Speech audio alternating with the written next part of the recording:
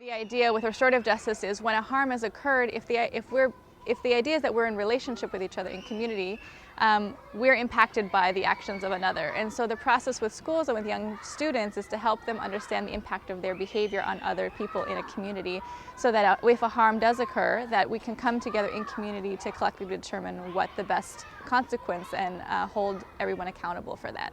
So it's a very different, it's a real paradigm shift to how we think about justice and how we think about discipline in schools. But we find that if we use a proactive approach, that it prevents so many of the problems from occurring in the first place, and we can really focus on being a community together in a way that's very positive.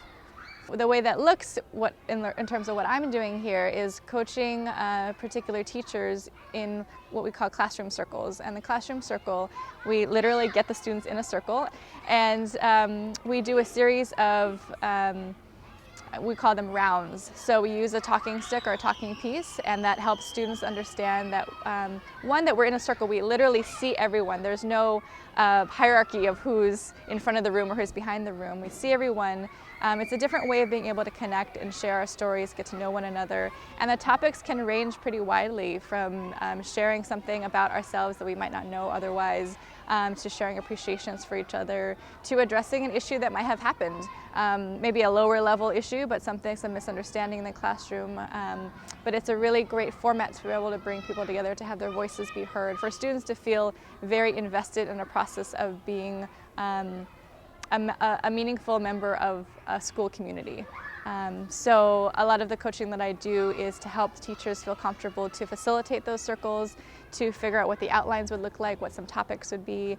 I also work to, when there's an issue that has happened, when there's some kind of harm that's happened, helping them think through what a process could be to address that, how to bring people together in a meaningful conversation, and how to collectively determine what needs to happen as a result of that. For example, if there's a misunderstanding in recess time, students would come, one or two would come to whoever is the supervisor, say something's happened, so-and-so is not sharing their toys, or so-and-so is something like that has happened. The adult can help them use a series of questions to reflect on, how did that make you feel? How do you imagine that other person felt? And most importantly, what do you think we should do about it? And that's the key piece, because normally then an adult would say, all right, you all just need to get along, and here's the consequence, here's what you need to do, and tell them what to do. But the idea is you're putting the power back to the students to say, what do you think needs to happen here? Like, in a meaningful way, how do you feel about it? How do we address this? And they often come up with really creative solutions, better than what I could think of, that is really related to the issue that it happened.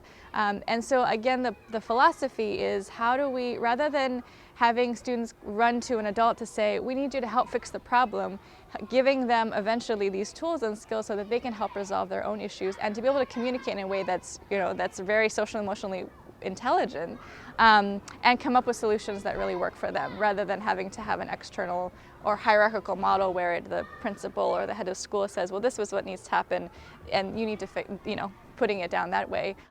So think about what makes you happy. Could be anything. Maybe it's when you get a big hug from your mom. Il y a plusieurs objectifs avec les tout petits, c'est développer l'empathie à l'égard des autres, leur apprendre aussi à gérer les conflits avec des mots, leur donner des outils pour solutionner ces conflits. Sur par exemple l'empathie, leur façon de pouvoir comprendre les autres, lire les sentiments des autres.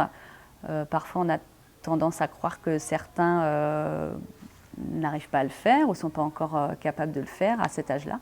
Et finalement, ils ont une sensibilité très grande. Donc quand on leur donne les mots à mettre sur cette sensibilité, ils sont tout à fait capables de ça, en fait. Donc j'ai été surprise, vraiment agréablement surprise par les résultats en si peu de séances.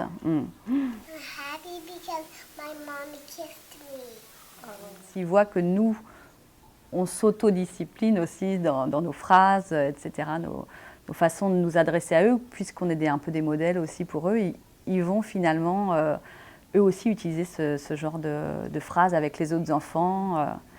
Quand par exemple il y a un problème de partage, ce qui arrive souvent en maternelle, plutôt qu'on voit des fois des enfants qui attrapent le jeu, et donc là on essaie de le reguider en disant qu'est-ce que tu pourrais lui dire si tu veux ce jeu, tu pourrais lui demander. Donc on fait la phrase modèle, ils la répètent, et petit à petit, ils intègrent la chose, en essayant de leur donner des solutions pour résoudre leurs conflits, plutôt que juste leur dire non ou